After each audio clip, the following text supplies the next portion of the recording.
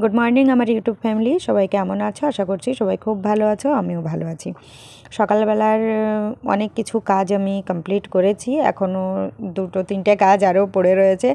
तार मध्ये हलो एई जे गाछगुलोके एकटु सार दिते होबे। तो सब्जिर खोसा शस्येर खोल फैन जल एइगुलो आमि एर मध्ये 4 दिन रेखे दिएछि। तारपर आजके एइ जे একটু ছেঁকে অনেকটা জল মিক্স করে তারপর প্রত্যেকটা গাছে গাছে দিয়ে দেবো।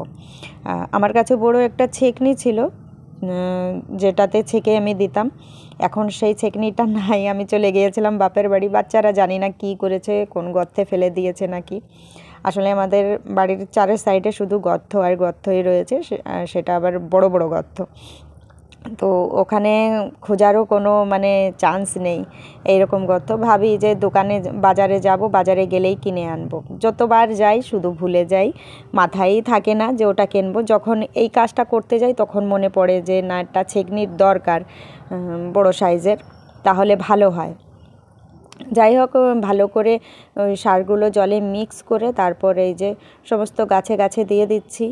আর দিয়ে আর মনে মনে ভাবি যে ভগবান, গাছগুলো যেন ভালো হয়, ফুল যেন বেশি বেশি করে পাই, আমি যেন আমার ঠাকুরের আসনে একটু সুন্দর করে সাজিয়ে পুজো দিতে পারি। কারণ হচ্ছে আমি শখের বিষয়ে ফুল গাছ লাগিয়েছি, তারপর একটা কাঁসানা পেতলের ফুলের সাজিও কিনেছি, কিন্তু ওটা এখন কোনো কাজে লাগে না। মনটা খারাপ হয়ে যায়, সাজিটা আমি বারে বারে দেখি আর ভাবি সাজিটা কিনেছি কিন্তু একটাও ফুল পাই না। যাই হোক, গাছগাছালিতে সার দেওয়া হয়ে গিয়েছে।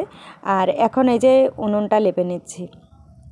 উনুনটা আগে আমি ডান সাইডে ঝিক কেটেছিলাম সামনের দিকে, এখন বাও সাইডে কেটে ডান সাইডেরটা আমি বন্ধ করে দিয়েছি।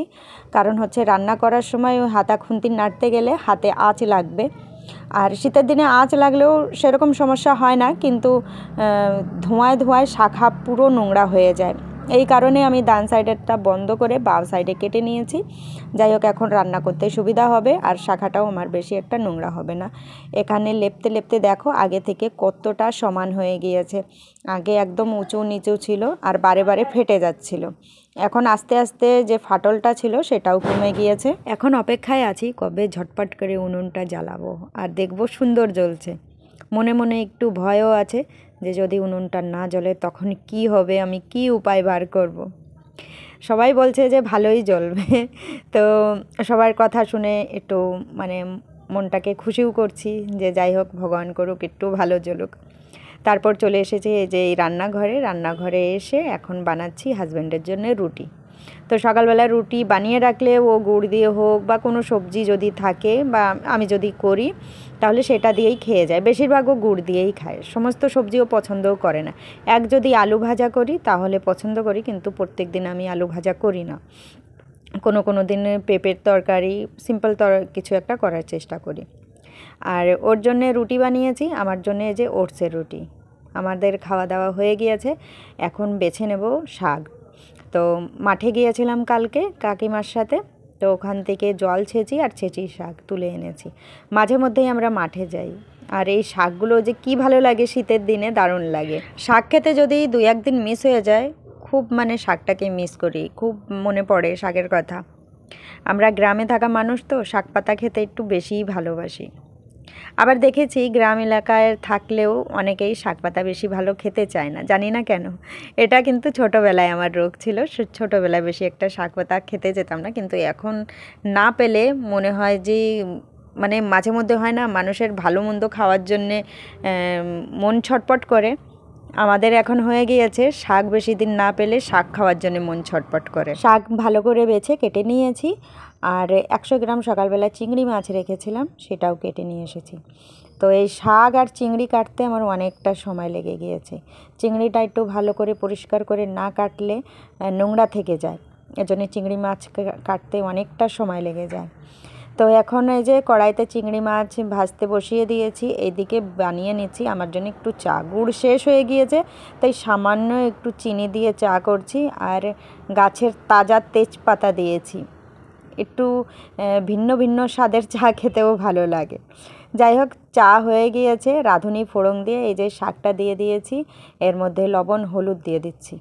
আর এর মধ্যেই হাজব্যান্ড ফোন করেছে যে তাড়াতাড়ি রান্না করে স্কুলে যেতে হবে, মানে আদ্রিজার স্কুলে।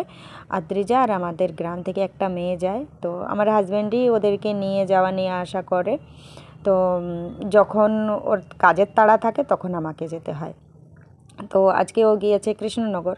ওর প্রত্যেক দিনই কৃষ্ণনগর যাওয়ার থাকে একটা দোকানের ভাড়ার জন্যে।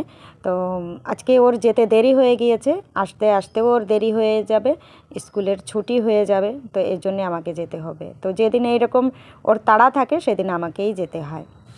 দেবলীনা বোন, আমার কাছে শুনেছো যে আমি কোনো দিন কৃষ্ণনগরে জগদ্ধাত্রী পুজো দেখতে গিয়েছি কি না গিয়েছি। আবার এটাও বলেছো যে যদি আমি কোনো দিন কৃষ্ণনগর আসি তো তোমাদের বাড়ি যেন আসি।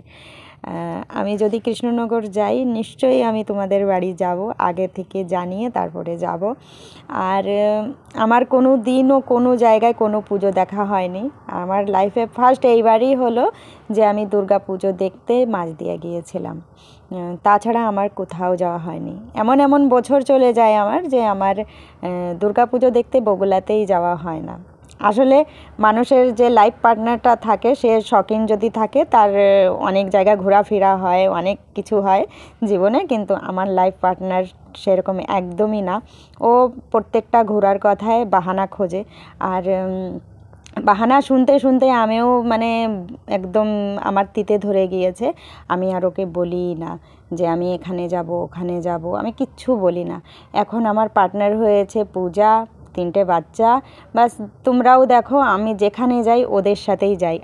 আমাকে কিন্তু আমার হাজব্যান্ডের সাথে তোমরা খুব কমই দেখতে পাও, কারণ ও কিন্তু মানে সেরকম ঘুরতে ফিরতে ভালোবাসে না। হ্যাঁ, বন্ধু বান্ধব নিয়ে অবশ্যই ঘুরতে ভালোবাসে, এটা বলবো না যে ও ঘুরতে ভালোবাসে না, ও ঘুরতে খুব ভালোবাসে, কিন্তু বন্ধু বান্ধবের সাথে। তো এই জন্যে আমি আর বলি না, কারণ যখন আমার ঘোরার সময় ছিল তখন সেই সময়টা আমার পার হয়ে গিয়েছে। এখন বাচ্চা কাচ্চা আছে, ওদেরকে নিয়ে আমি যত দূর যেতে পারি তত দূরটা যাই। কিন্তু হ্যাঁ, যদি কৃষ্ণনগরে আমি আসি অবশ্যই আমি তোমার সাথে দেখা করব বা তোমাদের বাড়িতে অবশ্যই আসবো আমি। চলো, অল্প স্বল্প হাজব্যান্ডের নিন্দা করলাম, আসলে ও যেমন আমি সেটাই বললাম, তাছাড়া কিছুই না। এক সময় আমার মনে খুব চলতো আমি ওর সাথে এখানে যাব ওখানে যাব, মানে দূরে কোথাও না, ধারে কাছেই ছোটোখাটো মেলায় যাব, কিন্তু ও কোনো দিন নিয়ে যেত না। সেই দুঃখটা আজও আমার মনের মধ্যে রয়েছে। যাই হোক, হাজব্যান্ড এই যে আজকে এনেছে মুদি বাজার। তো ও যখনই আনে এমনভাবেই আনে। আগে যখন আমাদের খুব অভাব ছিল তখনও কিন্তু ও এইভাবেই মুদি বাজারটা নিয়ে আসতো। কৌটা কাটি সমস্ত কিছু, ডাল জিরে ধনে সমস্ত কিছু ভরা থাকতো। ও বলতো রান্নাঘরে যদি এই সমস্ত কিছু থাকে তাহলে আর কোনো চিন্তা থাকে না।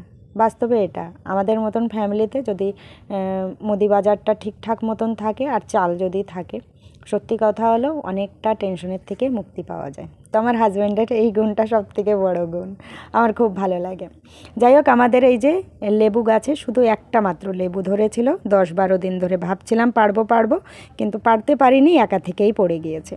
এখন রাত্রে যে গ্রিন টি বানিয়ে নিচ্ছি, গ্রিন টি খেতে খেতে ভিডিওটাও শেষ করে দেবো। আজকের ভিডিওটা কেমন লাগলো সবাই জানিও। চলো, ফিরে দেখা হবে নেক্সট ভিডিওতে।